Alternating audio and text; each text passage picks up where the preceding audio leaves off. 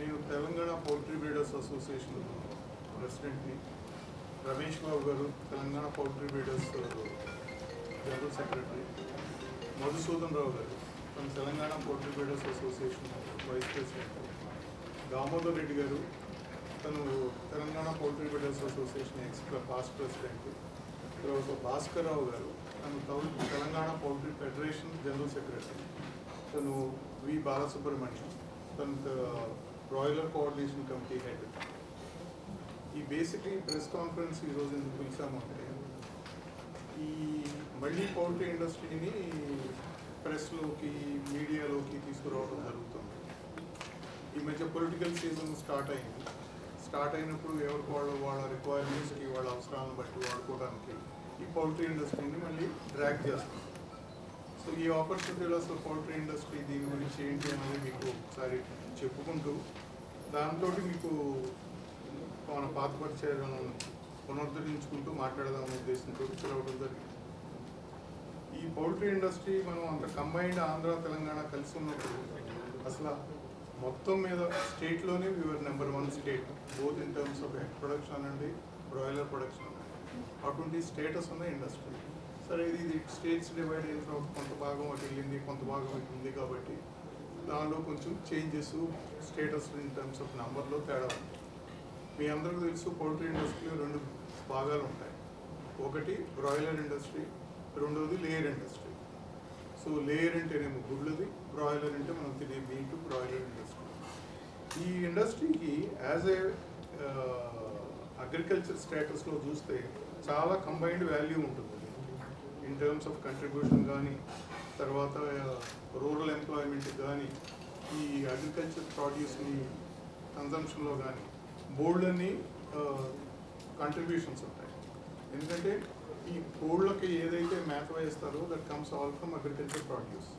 దానిలో మక్కలు అనండి, సోయా మీల్ అనండి, మిల్లెట్స్ అనండి, తర్వాత గ్రౌండ్ నట్ కేక్ అనండి. సో ఈ విధంగా పలు పదార్థాలు ఏవైతే మనం ప్రొడ్యూస్ చేస్తారో అగ్రికల్చర్ రైతులు వాళ్ళు ఈ మెటీరియల్స్ని అంటే రిజెక్ట్ చేసిన తర్వాత ఇప్పుడు ఫర్ ఎగ్జాంపుల్ గ్రౌండ్ నట్ ఉంది, గ్రౌండ్ నట్లో ఆయిల్ తీస్తారు. ఆయిల్ తీసిన తర్వాత కేక్ వాల్యూ ఎడిషన్ ఎక్కడి నుంచి వస్తుంది? మన పౌల్ట్రీ నుంచి వస్తుంది. అట్లా డిఫరెంట్ ఈ అగ్రికల్చర్ రిజెక్షన్స్కి ప్రొడ్యూస్లో వచ్చే కేక్లు కూడా పెద్ద మార్కెట్ ఉన్న యాక్టివిటీ మన పౌల్ట్రీ. అట్లనే తర్వాత మనందరికీ తెలిసి పౌల్ట్రీ బేసికలీ రూరల్ ఓరియంటెడ్. ఎక్కువ పౌల్ట్రీస్ అన్నీ బికాస్ సిటీస్లో ల్యాండ్ ప్రైజెస్ వల్ల కానివ్వండి, తర్వాత అవైలబిలిటీ ఆఫ్ పీపుల్ కానీ ఇట్స్ బేసికలీ రూరల్ ఓరియంటెడ్. ఆ రూరల్ ఇన్కమ్స్కి ఇట్స్ బాగా యాడ్ చేస్తుంది ఇన్ టర్మ్స్ ఆఫ్ లైవ్లీహుడ్స్ విషయంలోకి వచ్చేసరికి. తర్వాత మనందరికీ తెలుసు బోల్సార్లు బహుశా అంతకుముందు చర్చించుకొని ఉంటాం, పౌల్ట్రీ అన్నది is the most efficient converter of ఈ అగ్రికల్చర్ ప్రొడ్యూస్ని ప్రోటీన్ కింద కన్వర్ట్ చేసే సాధనలు అన్నీ. మటన్ అనండి, లేకపోతే బీఫ్ అనండి, లేకపోతే ఏ ఐటమ్స్ తీసుకున్న ఫిషరీస్ అనండి, బాగా ఎఫిషియెంట్గా కన్వర్ట్ చేసేది మన పౌల్ట్రీ. అందుకని దీనికి ఇంపార్టెన్స్ ఆ విధంగా ఉంటుంది. అండ్ అందరికీ తెలుసు ఇది డిజైరబుల్ మీటు, అందరూ ఈ మీట్ని ప్రిఫర్ చేస్తారు ఎందుకంటే మతాలకి సంబంధం లేకుండా ఇది ఒక పెద్ద సోర్స్ ఆఫ్ మనకు ప్రోటీన్. ఈ ప్రాసెస్లో ఏంటి, ప్రోటీన్లో ఉన్న డెఫిషియన్సీని వీటన్నిటిని కూడా మనం అడ్రస్ చేస్తూ ఈ ఇండస్ట్రీ పోతుంది. సో వీటన్నిటితో పాటు ఇంకొక ప్రాబ్లం ఈ ఇండస్ట్రీలో ఏంటంటే ఈ ప్రైసెస్ సప్లై డిమాండ్ని బట్టి మారుతూ ఉంటాయి. ఈ శ్రావణము తర్వాత పితృ ఇటువంటి టైమ్స్లో ఈ కన్జంప్షన్ బాగా పడిపోతుంది, కానీ ప్రొడక్షన్ అంతే ఉంటుంది కాబట్టి ప్రైసెస్ బాగా క్రాష్ అయిపోతాయి. సో పౌల్ట్రీకి ఆ విధంగా దానికి ఉన్న తలనొప్పులు దానికి ఉన్నాయి పౌల్ట్రీ ఇండస్ట్రీకి ఉన్న ప్రాబ్లమ్స్. వీటన్నిటికీ మనకు తెలిసినట్లు మేజ్ అన్నది ఒక ఇంపార్టెంట్ రా మెటీరియల్. మేము బేసిక్గా బ్రాయిలర్ ప్రొడక్షన్లో 60% మేజ్ వాడతాము. లేయర్లో అయితే దాదాపు 30 నుంచి 35% డిపెండింగ్ ఆన్ ద ప్రైస్ని బట్టి వాళ్ళు మేజ్ వాడతారు. ఈ మేజ్ అనేది ఇంపార్టెంట్ క్రాప్ కాబట్టి ఈ మేజ్ ప్రైసెస్ ఫ్లక్చువేట్ అవుతూ ఉంటాయి. ఆ ప్రాసెస్లో ఏమైంది, maize at one point of time ఈ సర్ప్లస్ ఉన్నప్పుడు గవర్నమెంట్ ఎంఎస్పీ కింద కొంటూ ఉండేది. ఆ ఎంఎస్పీలో ఉన్న మేజ్ని గవర్నమెంట్స్ ప్రొక్యూర్ చేసిన తర్వాత మళ్ళీ వాడకం చేసేవాళ్ళు ఎవరు, వీళ్ళే. కాబట్టి majority 2/3 of or 2/3 or even little more than that మనమే కన్స్యూమ్ చేస్తాం పౌల్ట్రీ సెక్టర్. సో అందుకని ఆ మేజ్ని మళ్ళీ తిరిగి పౌల్ట్రీ సెక్టర్ వాళ్ళకి ఇవ్వటము, గవర్నమెంట్స్ ఇంటర్వెన్షన్స్కి మేము వెళ్ళినప్పుడు గవర్నమెంట్స్కి మా ప్రాబ్లమ్స్ చెప్పుకుంటే గవర్నమెంట్ ఏం చేస్తుంది ప్రొక్యూర్ చేసిన maize depending on the market ప్రైస్లో మార్కెట్లో ఎవరో ట్రేడర్స్కి ఇచ్చే బదులు ఇండస్ట్రీకి ఇచ్చి సపోర్ట్ చేస్తుంది. ఈ విధంగా ఇది ఏపీ తెలంగాణ ఫామ్ అయిన తర్వాత నుంచి కంటిన్యూస్గా అవుతుంది. డిఫరెంట్ రెజిమ్స్ వైఎస్ఆర్ గవర్నమెంట్, పాత కాంగ్రెస్ గవర్నమెంట్, తర్వాత టీడీపీ, తర్వాత బీఆర్ఎస్, ఈ పార్టీలన్నీ ఎవరికోళ్ళు ఇండస్ట్రీ అవసరాన్ని బట్టి చేసుకుంటూ వెళ్తారు. అదేవిధంగా ఈ రీసెంట్గా బీజేపీ గవర్నమెంట్ కూడా 2020లో మేజ్ క్రైసిస్ వస్తే మేము అందరం పోయి అక్కడ మళ్ళీ అడిగితే స్పెషల్గా government 5 lakh tons permission import licence ఇచ్చింది. దట్ మీన్స్ ఏంటి, ఇది పార్టీలకి ఏం సంబంధం లేకుండా ఇవన్నీ మామూలుగా ఇవ్వడం అనేది జనరల్గా జరిగే పద్ధతి. ఈ ప్రాసెస్లో ఏమైందంటే ఈ ఎక్కడో ఒక దగ్గర ఒక వన్ పాయింట్ ఆఫ్ టైం దీన్ని పొలిటికల్ మడ్స్లింగింగ్ మొదలైంది. ఎప్పుడు 2020, 2019, 20 యాక్చువల్గా 2019-20లో దీని మీద మడ్స్లింగింగ్ మొదలైంది. ఎవరో ఒక గ్రూప్ ఆఫ్ రైతులు వాళ్ళకి మక్కలు రాలేదన్న ఉద్దేశంతో చిన్న లోకల్ యాజిటేషన్ లాగా చేస్తే, ఒక చిన్న ధర్నా లాంటివి చేస్తే మన ప్రెస్లో హైలైట్ అయిపోయి ఆ విధంగా వెళ్ళిపోయి 2020లో దీని మీద అసెంబ్లీలో డిస్కషన్ అయింది. మన ఈటెల రాజేంద్ర గారు ఆ టైంలో డిస్కషన్లో పార్టిసిపేట్ చేసి క్లారిఫై చేశారు. అదంతా అయిపోయింది. కానీ 2020లో అయింది, అప్పుడు ప్రెస్ కాన్ఫరెన్స్ పెట్టాము. మళ్ళీ 2022లో మళ్ళీ పేపర్లో వీళ్ళకి ఎప్పుడైతే అవసరం వస్తుందో ఈ పొలిటీషియన్స్కి మమ్మల్ని వాడటం మొదలెట్టి మా ఇండస్ట్రీని బయటికి తీసుకురావటం, దానిలో ఏదో ప్రాబ్లం ఉందన్నట్టు మొదలెడుతున్నారు. ఈ ప్రాసెస్లో అదే 2020లో అసెంబ్లీలో డిస్కషన్ అయ్యి క్లోజ్ అయిపోయింది. 2022లో ఒక ప్రెస్ కాన్ఫరెన్స్ పెట్టి ఒక పేపర్లో కంటిన్యూస్గా ఏదో వ్యాసాలు వస్తే వాటికి రిప్లై ఇవ్వడం జరిగింది. మళ్ళీ ఈ మధ్య పొలిటికల్ యాక్టివిటీ సీజన్ మొదలైంది కదా, మళ్ళీ మొదలుపెట్టారు ఈ మధ్య. దానిలో ఏదో బేసిక్గా చాలా అవకతవకలు జరిగినట్టు, దానిలో ఏదో ప్రాబ్లమ్స్ ఉన్నట్టు, స్కామ్ అయినట్టు చెప్పడం మొదలెట్టారు. అసలు ఆ చెప్పేవాళ్ళకి దానా ఏంటో తెలియదు, కోడేంటో తెలియదు, కోడి గుడ్డు ఏంటో తెలియదు. తర్వాత ఈ దానా అన్నది అసలు గవర్నమెంట్కి పొలిటీషియన్స్కి ఏం సంబంధం? గవర్నమెంట్కి ఏదైనా సంబంధం ఉంటే మేజ్ ఉంటుంది. మేజ్ అన్నది ఏంటి, రైతులకు ఇస్తారు. లోకల్ ఫెడరేషన్స్, లోకల్ అసోసియేషన్స్ ఉంటాయి, వాళ్ళకి అలాట్ చేస్తారు. ఆ అసోసియేషన్స్ డిస్ట్రిబ్యూట్ చేస్తాయి. ఆ డిస్ట్రిబ్యూట్ చేసిన దాన్ని బేసిక్గా రైతులు కొనుక్కొని డబ్బులు డిపాజిట్ చేస్తారు. అటువంటిది మళ్ళీ ఇప్పుడు కొత్తగా ఈ మధ్య ఈ పొలిటికల్ సీజన్ స్టార్ట్ అయిన దగ్గర నుంచి ఏదో దాణాలు అవినీతులు జరిగినట్టు, తర్వాత గుడ్లు సప్లైలో ఏదో అవినీతులు జరిగినట్టు మళ్ళీ మొదలెట్టారు. అసలే ఈ ఇండస్ట్రీ వాడుకున్న తలనొప్పులతో కింద మీద పడుతూ మీ అందరికీ తెలుసు బర్డ్ ఫ్లూ అప్పుడు మేము ఎంత సఫర్ అయ్యాము, ఏ లెవెల్కి వెళ్ళామో తెలుసు మీ అందరికీ. తర్వాత కోవిడ్ అప్పుడు ఎంత సఫర్ అయ్యామో మీ అందరికీ తెలుసు. కోవిడ్లో అదే పరిస్థితి. దానికి వెళ్ళేసరికి ఈ మధ్యకాలంలో ఈ గవర్నమెంట్స్ ఏం చేసినాయి అంటే ఒక ఎన్జిఓ వచ్చి మనం గుడ్లు కాస్ట్ ఆఫ్ ప్రొడక్షన్ తక్కువ ఉందని మనం ఎక్స్పోర్ట్గా కాంపిటేటివ్ అవుతున్నాం అని చెప్పి వాళ్ళు ఏం చేయడం మొదలెట్టారు, కేజ్ బ్యాన్ అని చెప్పి అదొకటి తీసుకొచ్చారు. దాన్ని సతమవుతూ దాన్ని అడ్రస్ చేసుకోవడానికి ఈ విధంగా మేము మా లోకల్ ఇష్యూసే మాకుంటాయి. తర్వాత ఎక్స్పోర్ట్స్ మీద తలనొప్పి ఉంటుంది. ఎందుకంటే ఈ బర్డ్ ఫ్లూ వచ్చినప్పుడు ఆ కంట్రీ బర్డ్ ఫ్లూ కింద నోటిఫై అయితే ఎక్స్పోర్ట్స్ పోవడానికి ఉండదు, అట్లా తలనొప్పులు ఉంటాయి. అవి కాకుండా అట్లనే జిఎం క్రాప్స్, మేజ్ ఏమైనా ఇంపోర్ట్ చేసుకోవాలంటే జిఎం క్రాప్స్ అవ్వటం వల్ల బయట మేజు మీరు ఇంపోర్ట్ చేసుకోవడానికి లేదని ఈ ఎన్జిఓలు యాక్టివ్ అవుతాయి. సో అందుకని నాన్ జిఎం మెటీరియల్ ఎక్కడ దొరుకుతుంది, different out side the India చాలా తక్కువ కంట్రీస్లో నాన్ జిఎం మేజ్ ఉంటుంది. అక్కడి నుంచి తెచ్చుకోవాలంటే మన రేట్ ఎక్కువ అవుతుంది. అసలు ఇక్కడ రేటు దొరకట్లేదని అక్కడి నుంచి ఇంపోర్ట్ చేసుకుంటే ఈ ఎన్జిఓస్ అన్నీ ఈ ఒకటి చేస్తుంటాయి.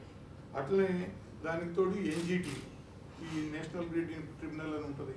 వాళ్ళు ఏం చేస్తున్నారు, మీరు పౌల్ట్రీ ఊరికి ఎంత దూరంలో పెట్టాలి, దాని నుంచి ఏగే రాకూడదు, ఇవన్నీ ఇట్లా మా ఇండస్ట్రీలో ఉన్న తలనొప్పులు మాకు కాకుండా ఈ బర్డ్ ఫ్లూలు వచ్చినప్పుడు ఆర్బీఐ దగ్గరికి వెళ్ళటం, ఈ తలనొప్పులన్నీ జరుగుతూ ఉంటే వీళ్ళు మాత్రము ఈ విధంగా మా మీద ఏదో బురద రుట్టడానికి ట్రై చేస్తున్నారు. సో బేసిక్గా మనం మీ ద్వారా తెలియజేయాలనుకుంటున్నాం ఏంటంటే ఈ బేసిక్గా మా ఇండస్ట్రీని మమ్మల్ని ఎందుకు తీసుకొస్తున్నారు బయటికి. ఏమన్నా పర్సనల్గా ఉంటే మీరు మాట్లాడుకోండి, మీరు పర్సనల్గా ఉంటే మీరు మాట్లాడుకోండి. అంతేగాని మమ్మల్ని మాట మాటకి మీకు గుర్తొచ్చినప్పుడల్లా, అవసరం వచ్చినప్పుడల్లా ఇట్లా ఎందుకు చేసుకుంటారు?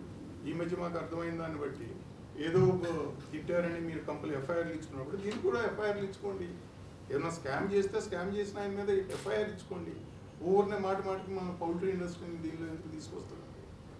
సో ఈ పాయింట్లే చెప్తూ మన ఇండస్ట్రీ గురించి మీకు అవగాహన ఉంది కాబట్టి మీ అందరికీ ఒకసారి ఎక్స్ప్లెయిన్ చేయాలన్న ఉద్దేశంతో మీకు ఈ కాన్ఫరెన్స్ పిలిచాను. ఇది మా విన్నత ఏంటంటే, ఈ ఇండస్ట్రీని లాక్కండి. మీకు ఏమైనా పొలిటికల్ ఇష్యూస్ ఉంటే మీరు మాట్లాడుకోండి, పర్సనల్గా ఏమంటే పర్సనల్గా చేసుకోండి. మా ఇండస్ట్రీని ఎందుకు, లైక్ ఫర్ ఎగ్జాంపుల్ మీకు exactly 1.5 months back, 3.5 months back 54 రూపాయలకి 53 రూపాయలకి 1 కిలో మాంసం కన్నా రేట్ రాలేదు. వీడి కాస్టింగ్ వచ్చేదేమో 98-99 ఉంది. 2022-23 వచ్చి financially except for few companies అందరూ లాస్ డిక్లేర్ చేశారు బ్యాలెన్స్ షీట్లు. 2023-24లో ఎఫిషియెంట్ కంపెనీస్ ప్రాఫిట్ డిక్లేర్ చేస్తున్నాయి. Average companies most probably break ఈవెన్లో ఉంటాయి. Inefficient companies are below average perform చేసే కంపెనీ లాస్లో ఉంటాయి. ఈ విధంగా ఇండస్ట్రీ వాళ్ళకున్న తనకు గట్టిగా తుమ్మినా ప్రాబ్లమే, దగ్గినా ప్రాబ్లమే, గట్టిగా వర్షం పడ్డ ప్రాబ్లమే, గట్టిగా ఎండగొట్టిన ప్రాబ్లమే మా ఇండస్ట్రీకి. ఈ విధంగా మా ప్రాసెస్ నడుస్తుంటే మళ్ళీ మాట మాటికి మా ఇండస్ట్రీని ఎందుకు బయటికి లాగుతున్నారో మాకు అర్థం కాదు.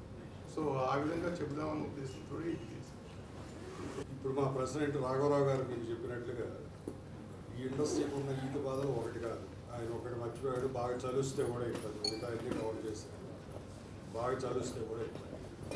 మేము మీ ద్వారా విన్నపం చేసేది ఒకటే ఏంటంటే, rural based employment, direct employment, indirect employment create చేసే ఈ ఇండస్ట్రీ, ఫార్మర్స్ దగ్గర నుంచి వచ్చే బై ప్రోడక్ట్స్ అంతా అప్పడంగా ఆరగించే ఇండస్ట్రీ మీద లేనిపోయిన అవాకులు చవాకులు కల్పించే అవసరం ఉందా సొసైటీలో అనేది మా ఉద్దేశం. ఇంకా క్లియర్గా చెప్పాలంటే విపరీతమైన ట్రోలింగ్స్ చేస్తున్నారు పౌల్ట్రీ ఇండస్ట్రీ మీద. ఇది వింత వింత బొమ్మలు, వింత వింత జోకులు వేసుకుంటూ ఇక్కడ ఒక పెద్ద దానా స్కామ్ జరిగింది. దానికి ఇప్పుడు మేము అనుకున్నట్టు మన దగ్గర జరిగింది దానా స్కాము జరగలేదు, వేరే స్కాము జరగలేదు.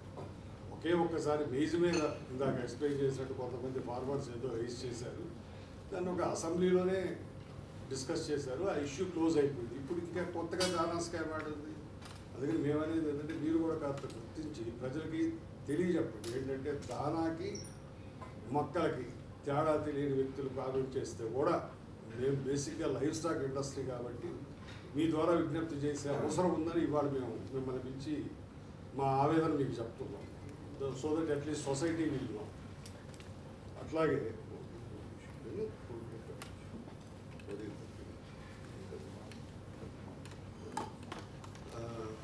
సరే మిగతా అన్ని ఏమేమి కారణాలు ఉన్నాయి, ఏమేమి బాధలు ఉన్నాయో నాకు ఎక్స్ప్లెయిన్ చేశారు.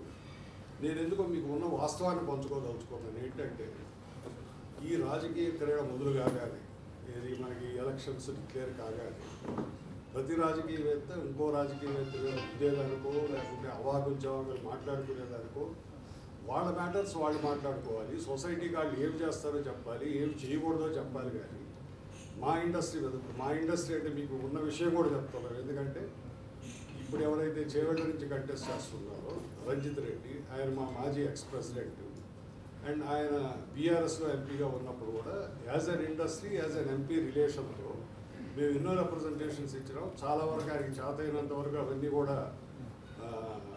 రిజాల్వ్ చేయగలిగారు.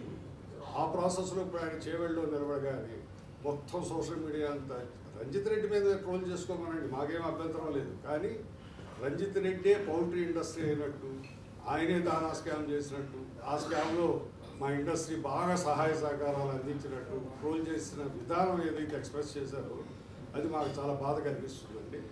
మీరు తప్పక మీరు మా మీడియా మిత్రులు ఈ విషయాన్ని కాస్త ప్రజల్లోకి తీసుకెళ్ళి, పౌల్ట్రీ ఇండస్ట్రీకి ఇప్పుడు జరుగుతున్న ఎంపీ ఎలక్షన్కి ఎలాంటి సంబంధం అయితే లేదు, అలా మాట్లాడుకోవడం అనేది తగదు. కాస్త మా ఇండస్ట్రీని మా మానాన్ని మమ్మల్ని బతకనిస్తే ఏదో మేము ఇంకొన్నాళ్ళు మాకు మేము సేవ చేసుకుంటూ రైతులకు కానీ ఫార్మర్స్ కానీ అందరికీ సేవ చేస్తాం. నమస్కారం తెలియజేసుకుంటూ,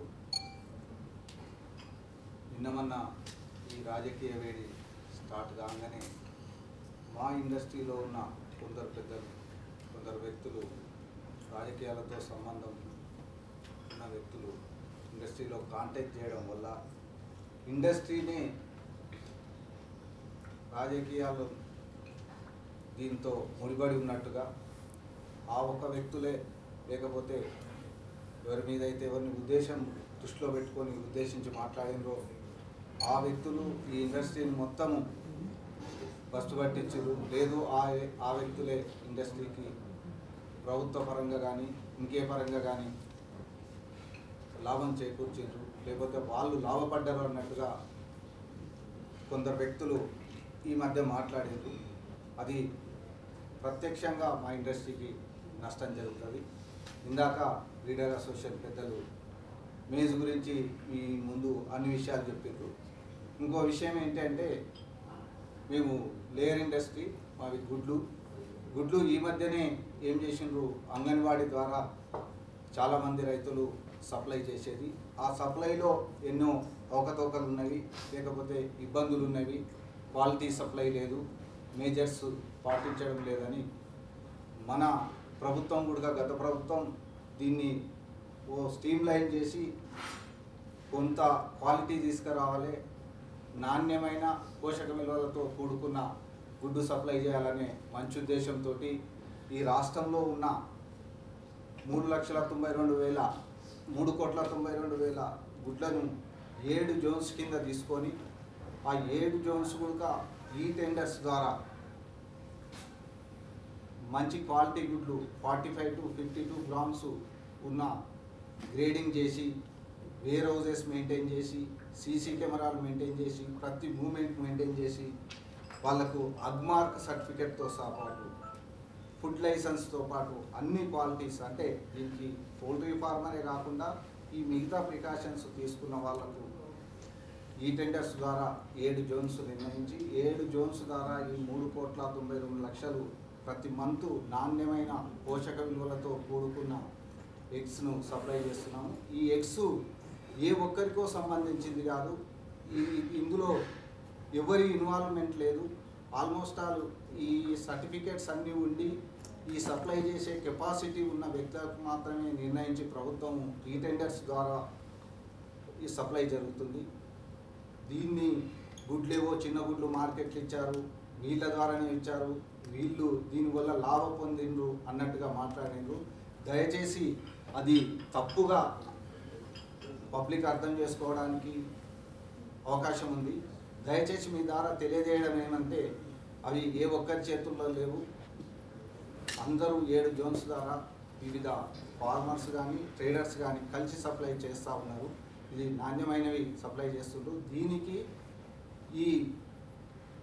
వీళ్ళు విమర్శించిన వ్యక్తులకు దాని మీద అవగాహన లేక విమర్శలు చేసిండ్రని మీ ద్వారా ప్రజలకు కానీ అందరికీ తెలియజేయదలుచుకున్నాము. ఇది నాణ్యతతో కూడుకున్నాయి. 7 జోన్స్ కాళేశ్వరం, బాసర, రాజన్న సిరిసిల్ల, భద్రాద్రి కొత్తగూడెం, యాదాద్రి, చార్మినార్, జోగులాంబ అని మొత్తం తెలంగాణను ఎంటర్గా 33 జిల్లాలను 7 జోన్స్ కింద సప్లై చేస్తున్నాము. ఈ గుడ్లలో అవకతవకలు కానీ ఇతరులకు ఎలాంటి సంబంధం లేదని మీ ద్వారా తెలియజేయవచ్చు. పర్సనల్ అక్యుజేషన్స్ వాళ్ళు పర్సనల్గా చేసేది, మా ఇండస్ట్రీని మాత్రం దీనిలోకి డ్రాగ్ చేయొద్దు అన్నది. తర్వాత ఈ ఇష్యూ ఎప్పుడుదండి, 2019-2020లో వచ్చింది, అసెంబ్లీలో మాట్లాడారు, 4 years అయిపోయింది. మళ్ళీ ఇప్పుడు ఆ టాపిక్ ఎందుకు మాట్లాడాలి? ఏదైనా కావాలంటే ఎఫ్ఐఆర్ ఇచ్చేసుకోవాలి కదా. వాళ్ళకి they have a solid proof. ఎవరి మీద ప్రాబ్లం ఉందో వాళ్ళ మీద ఎఫ్ఐఆర్ ఇచ్చేసుకోవచ్చు కదా. సో ఇవన్నీ ఏంటంటే ఇండస్ట్రీని, ఆ ఇండస్ట్రీ గురించి నెగిటివ్ ఇంప్రెషన్ ఇస్తుంది కదా ఎవరికైనా పబ్లిక్కి ఈ సోషల్ మీడియా ట్రోల్స్ వలన అన్న ఉద్దేశంతో ఈరోజు ఈ రియాక్షన్ అన్నది మీ ద్వారా కమ్యూనికేషన్.